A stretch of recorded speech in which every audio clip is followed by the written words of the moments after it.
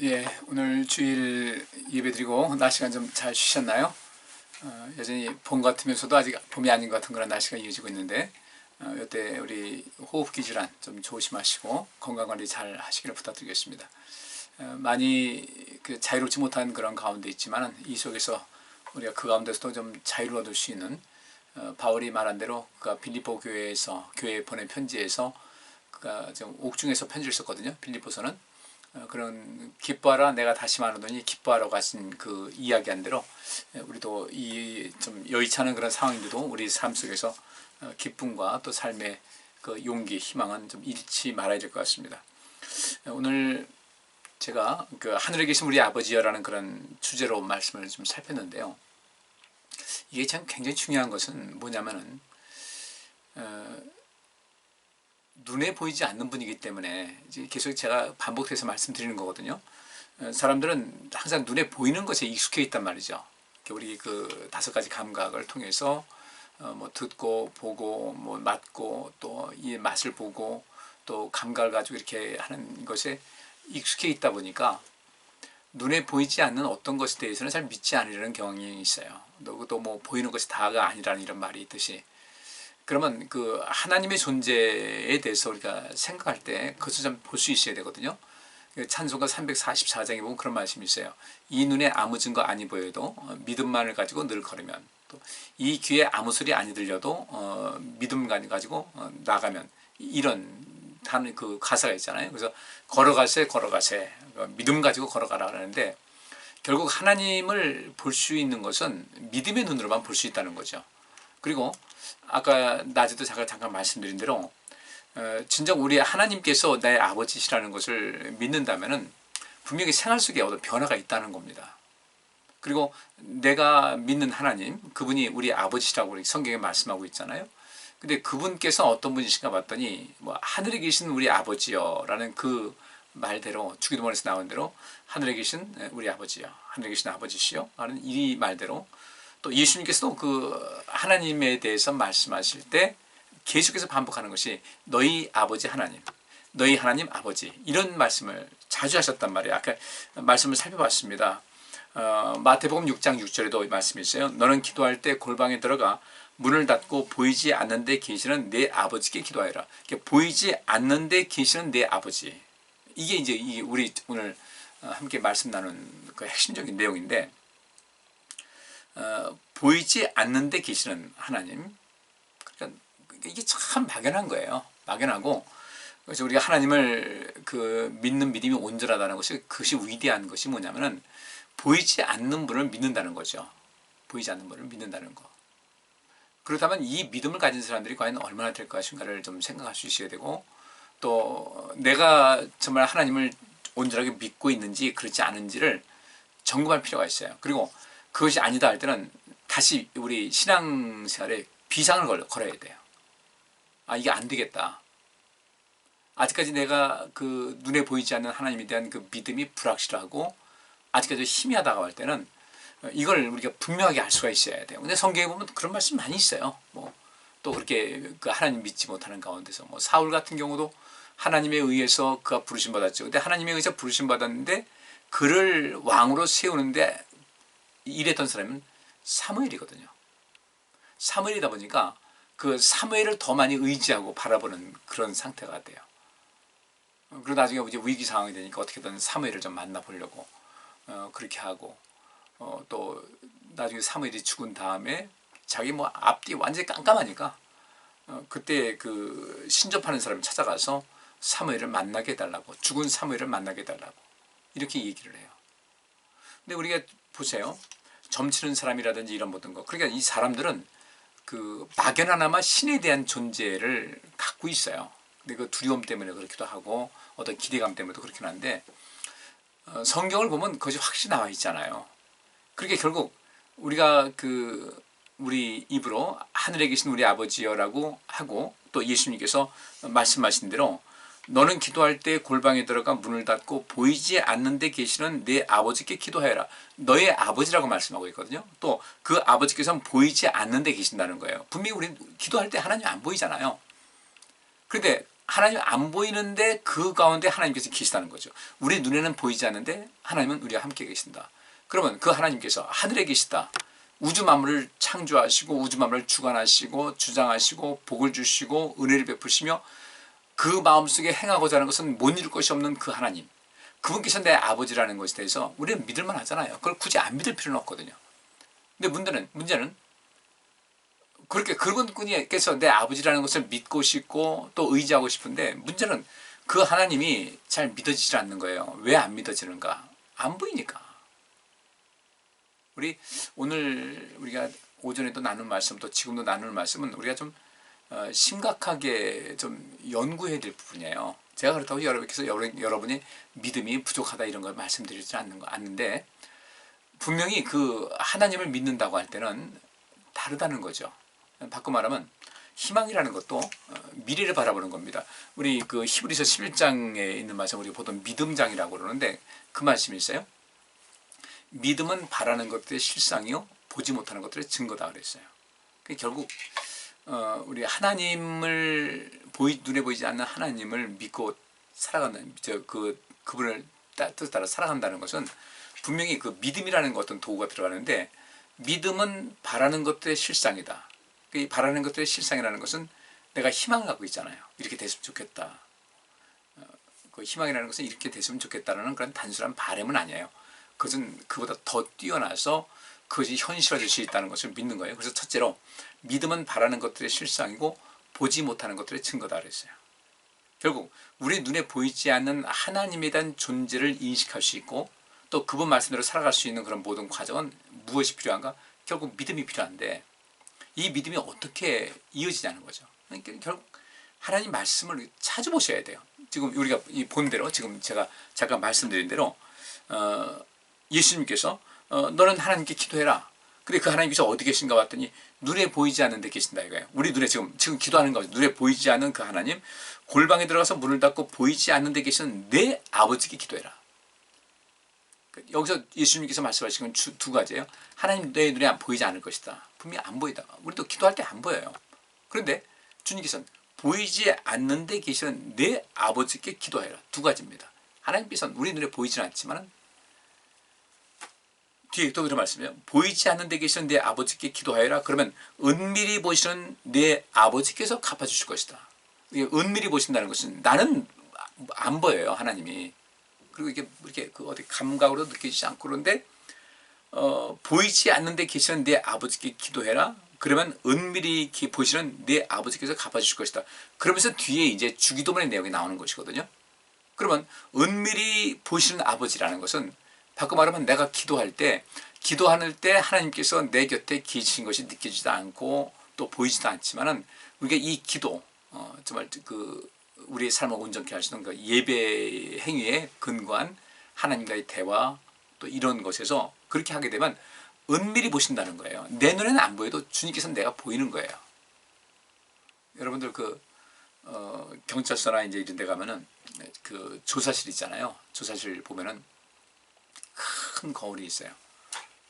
거울이 있어요. 근데 그 거울은 그 수사하는 사람, 조사하는 사람하고 그 피의자 또 이렇게 그 참고인들이 와서 이제 주로 피의자가 가죠.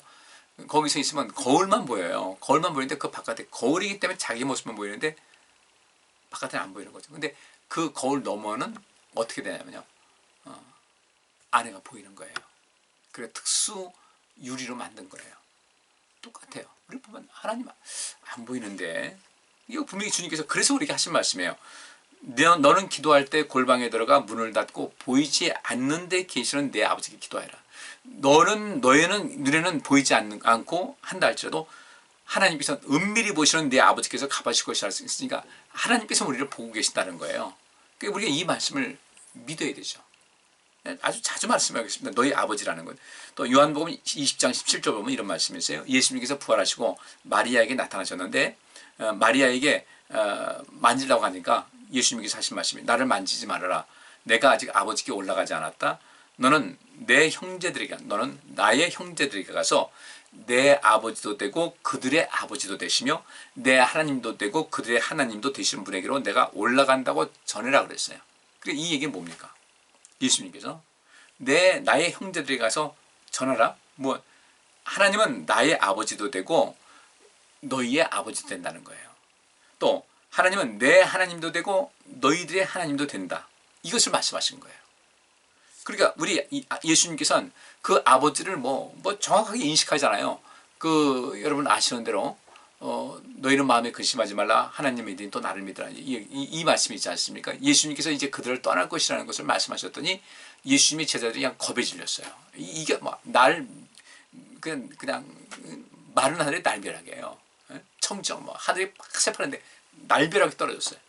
그래가지고 이제 여기 대해서 이제 항의도 하고 막 불안해하고 하니까 예수님께서 너희는 마음에 근심하지 말아라. 너희 있을 곳을 예배라 한다. 그러니까 여기서 빌립이 이제 아버지를 좀 뵀으면 좋겠다. 했더니 나를 본 자는 아버지를 봤다는 거예요. 나를 본 자는 아버지를 봤다. 그만큼 우리 예수님께서는 하나님의 그 존재에 대한 분명한 인식을 갖고 있죠. 그러니까 항상 하나님께 말씀할 때 아버지라는 말을 자주 하는 거예요. 우리도 뭐 습관적으로 아버지 말을 한다고 하지만은 적어도 우리 육신의 아버지만큼 저도 그보다는 더한 친밀감과 감각이 있어야 돼요. 그래야 되지 않겠어요? 그래야 내가 아버지에 대한 인식을 확실히 갖고 있지. 그런 인식도 없는데 그냥 막연하게 하나님은 아버지시래. 아버지시래? 그렇구나. 옆에서 하나님은 우리 아버지시래. 아버지시래? 알았어. 아버지시래. 근데 그분이 누구예요? 하늘에 계신 전능하신 하나님이세요. 우리가 하나님을 아버지로 내가 인식하고 산다, 믿고 산다고 할 때 우리가 낙심할 이유가 어디 있어요? 그죠? 난 못한다고 아무것도 못한다고 할 이유가 어디 있어요? 약한 자에게 강함을 주시는 주님이신데 그 하나님이신데 우리에게 뭘 못 주시겠어요? 근데 왜 우리 삶 속에서 부족함이 있을 때 하나님께 기도하지 않아요? 오늘 제가 저도 마찬가지고 우리 좀 자극 좀 받자는 얘기예요. 구하는 자에게 성령을 주시지 않겠느냐. 마태복음에서 또 누가복음에서 말하고 있는데 마태는 구하는 자에게 너희 천부께서 좋은 것을 주지 않겠느냐. 누가는 구하는 자에게 너희 천부께서 성령을 주시지 않겠느냐. 주신다 이거예요. 그리고 그분이 아버지라는 것이 인식이 확실하다면 우리가 왜 낙심할 이유가 없잖아요. 또 그분께서 우리에게 최고의 것을 주신 분이신데 지금 당장 뭔가 이루어지지 않았다고 낙심할 이유도 없잖아요. 그분께서는 내게 더 좋은 것을 주시려고 예비하고 계시다. 다음 단계면 더 좋은 걸 주실 것이다. 이 믿음 가져야 되는데 그 믿음이 없으니까 그냥 들락날락 하는 거예요. 바꿔 말하면 기도할 때 너희는 이렇게 기도하라고 했잖아요. 그 큰 틀을 말씀해 주셨지만은 기도라는 것은 응답받기 위해서 하는 것이고 기도라는 것은 어떤 목적을 이루고자 하는 것인데 근데 우리가 기도하는 대상이 하나님이신데 그 하나님에 대한 믿음이 없이 하늘에 계신 우리 아버지요 이렇게 말로만 하고 아버지에 대한 개념과 감각이 전혀 없으면 우리 아무것도 아니죠. 의미 없어요. 그래서 제가 오늘도 낮 시간에도 그렇게 강조해 말씀드리고 지금 이 시간에도 여러분에게 계속해서 말씀드리는 것이 바로 이유가 다른 것이 아니에요. 이 문제 해결하지 않게 되면은 신앙생활은 그냥 흘러가기만 해요. 참 안타까운 거예요. 하나님은 나의 아버지시라는 그 인식이 있어야 내 신앙생활이 제대로 되는 거예요. 그제서야 내가 믿음의 확신을 갖고 담대할 수가 있고 용기를 낼 수가 있고 절대 좌절하지 않을 수 있고 희망을 품고 살 수 있을 뿐 아니라 그분의 말씀에 주목할 수 있는 그 이유가 거기서 나오게 돼요. 그분께서 내 인생의 문제를 해결하시는 그런 분이라는 것을 그 인식이 있을 때 그제서야 비로소 하나님 말씀이 내 눈에 들어오기 시작하고 또 주님을 더 가까이 하고자 하는 그런 용기와 열정도 거기서 생각하기도 나기도 하고 주의 말씀을 실천하고 살고자 하는 그런 동력도 거기서 얻어지는 것인데 그 아버지라는 개념이 없으면 그냥 아저씨만 그런 내가 잘 아는 아저씨만이라는 그런 개념만 있어도 훨씬 나을 텐데 이것도 저것도 아니다. 저는 이 말씀을 좀 준비하면서 그래서 예수님께서 말씀하시기를 구원받는 자가 많지 않다고 하신 이유가 거기 있겠다 싶은 생각이 들어요. 눈에 보이지 않으니까 참 큰 문제인데 또 하나님께서 말씀하시기를 십계명을 주실 때 나 외에 다른 신을 섬기지 말라고 하시면서 나의 형상을 만들지 말라고 하셨어요. 그러고 보면 결국 우리의 믿음이라는 것은 눈에 보이는 것을 믿는 것은 믿음이 아니라고 성경에 나와 있어요. 결국 눈에 보이지 않는 하나님을 믿는다. 참 위대한 거예요. 위대한 거예요. 우리가 그 위대한 일을 이제 좀 해보시자고요. 이제까지 입으로만 아버지 아버지 부르지 말고, 부른 것 이제 거기서 이제 정리하고, 이제 정말 그 나의 하나님, 나의 아버지, 그 나의 하나님이라는 것은 전능자라는 뜻입니다. 전능자, 최고의 권위를 갖고 계신 분, 이 세상에 못 이룰 것이 없는 분이라는 것이 그 하나님이라는 단어에 나오잖아요. 그 하나님이라는 단어 나오고 그 다음에 그 뒤에 아버지라는 거예요. 그러면 우리 좀 더 자신감 있게 이제 살 수 있잖아요. 초라하게 살지 말고, 나약해지지 말고, 별로 중요치 않은 것에 목매쳐 살지 말고, 아니 우리 아버지께서 부자인데 그냥 욕심 부리고 살지 말고요. 쓸데없이 아버지 하나님께서 그 크신 분인데 내가 조그만 거 가졌다고 자랑할 것도 하지 말고요. 지금 우리나라가 이 복잡한 것은요, 그 지금 이 정치하는 사람들, 이 권력 잡은 사람들이 그 권력 가지고 지금 그 권력 잡고 있는 동안 마음껏 재배를 부리려고 하기 때문에 이 문제가 생기는 거예요. 우리들 보이잖아요. 모르겠어요. 그 사람들을 또 이렇게 뭐 난 그 괜찮다고 생각한다는 분들은 그거 안 보일 거예요. 전 눈에 보여요. 지금 그런 마음을 갖고 있지 않으면 정치를 이렇게 할 수가 없어요. 아주 굉장히 심각한 문제입니다. 근데 우리 속에도 역시 마찬가지로 욕심이 있지 않아요? 그냥 움키려고 하고요. 하나님 바꿔 말하면요, 하나님에 대한 신뢰, 하나님 믿는 것에 약하기 때문에 자꾸 육신에 매달리는 거 아니겠어요? 하나님 믿지 못하니까, 잘 믿어지지 않으니까 자꾸 돈에 매달리는 거 아니에요?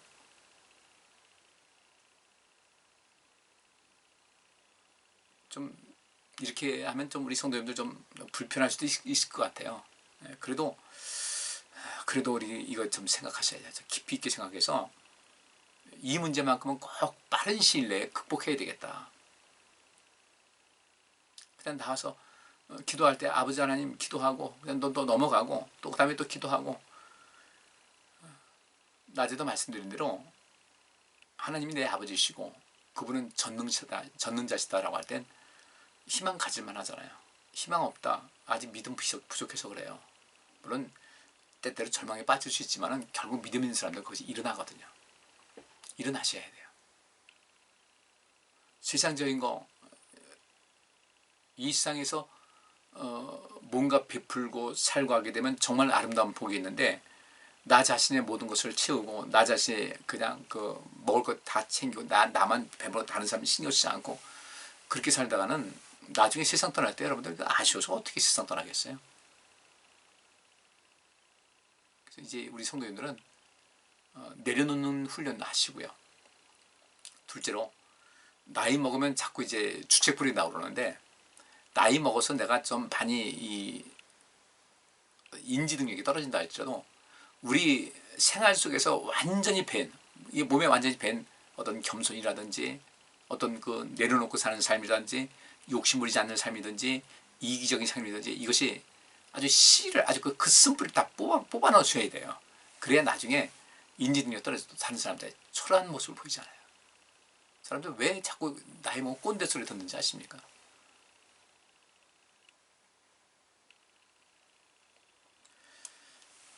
바울은 로마서 8장에 이렇게 얘기를 하고 있어요. 성령님의 인도를 받는 사람은 다 하나님의 자녀들입니다.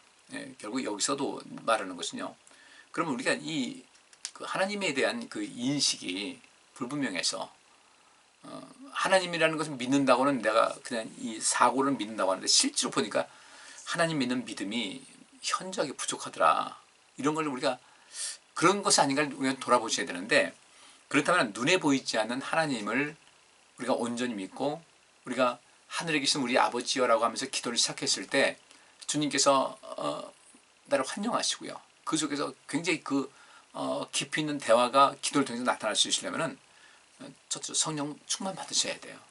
성령께서 우리 마음을 주장하셔야 영이신 하나님을 알 수가 있어요.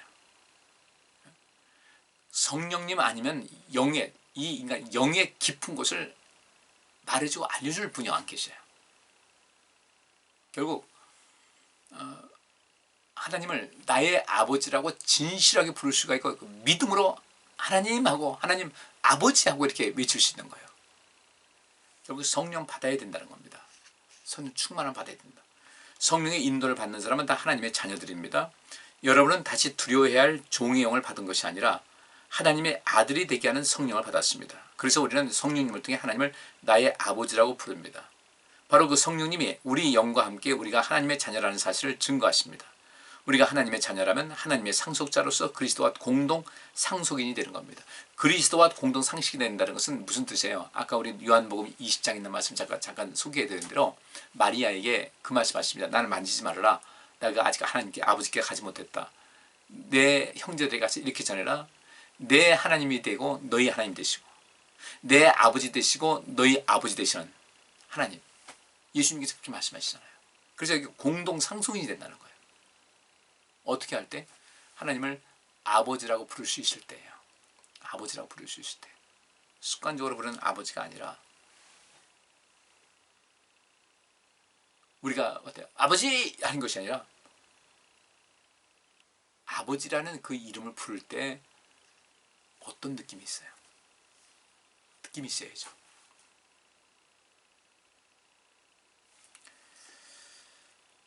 참 생각할 것이 참 많더라고요. 오늘은 제가 길게 안 하겠습니다. 한 20분 정도 하고 이제 마치려고 그러는데 조금 우리 한번 돌아보십시다. 아버지와 관계가 원만하고 온전한 사람은요, 그분의 말씀에 귀를 기울이게 돼 있어요. 순종하는 거죠. 하나님을 아버지라고 할 수 있는 분들은 또 그 아버지는 우리 육신의 아버지와 다르게 전능하신 분이고 사랑이 풍성하신 분이고 우리의 생사화복을 주관하신 하나님이시다고 할 때는 우리 그분께 더 가까이 나가야 되죠. 다 복받기 말해요. 다 복받았으면 좋겠다 그러는데 복받을지를 안 해요. 11조 같은데 예민한 거잖아요. 근데 그 11조는 복이 보장되어 있다고 그래요. 하나님께서 말씀하신 거예요. 근데 그 하나님 아버지를 말씀 믿지 못하고 돈을 믿기 때문에 못 드리는 거예요. 우리 이거 아니라고 하지 말고 우리 인정하셔야 돼요. 그리고 우리 인생은 좀 달라지셔야 돼요. 하나님 말씀인데 우리가 왜 순종이 안 되는가? 인간이 연약함이 있기 때문에 순종 안 되는 부분은 어쩔 수 없이 있어요. 그래도 그 가운데서 하나님의 말씀을 지키려고 애쓰는 모습은 있어야 되잖아요. 적어도 매일매일 성경 말씀을 좀 가까이 하셔야 되잖아요. 잠깐이라도 여러분들 기도하는 생활 하셔야 되잖아요. 코로나 이 핑계 대고서 그렇게 하지 말고 나를 생명 주신 하나님께 대해서 내가 내 육신의 일은 조금 뒤로 미루고 주일 좀 더 해야 되잖아요. 밥 한 끼 일주일에 한동안 좀 늦게 먹는다고 그렇지 않아요? 저도 청년 때 그렇게 했어요. 예배 드리는 것 때문에 예배 드리고 나중에 먹지 할 수 있었어요. 하자고요. 아버지께 사랑받기 위해서. 우리가 자식 키우면서 그러잖아요. 자식들은 그래요. 자식들은 자기 것도 자기 거, 부모님 것도 자기 거라고 생각을 해요. 근데 그거 우리가 교육 다시 시켜야 되죠. 네 것은 내 것, 엄마 아빠 것은 내 것이 아니라는 것을 분명히 줘야 되는데 그냥 뭐 지금 어떻다면 벌써부터 애들한테 뭐 자녀들한테 관심 끌기 위해서 그러는 건지 어쩐지 내가 이거 내 재산이고 널 줄 거다 널 거다 내가 널 줄 테니까 넌 내 말 잘 들으라 이런 얘기인지 몰라도요. 여러분도 그렇게 얘기할 필요 없어요. 우리 하나님께서도 우리에게 상속될 것이 있다고 하셨지만 어떤 것이라고 분명히 말씀하지 않으셨어요. 그건 누구한테 주는 것인가? 그래요.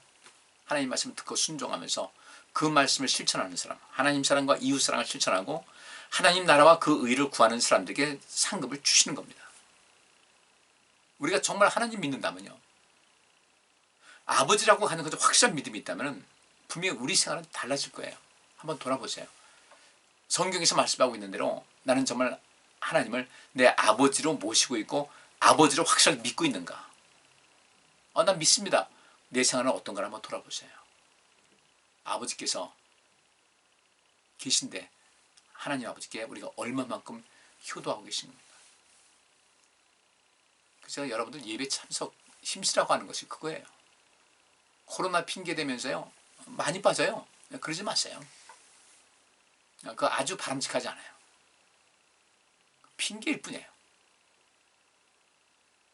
그분 아버지가 어떤 분이신데 예배 참석한다고 하면서 제가 방역 게을리하지 않잖아요.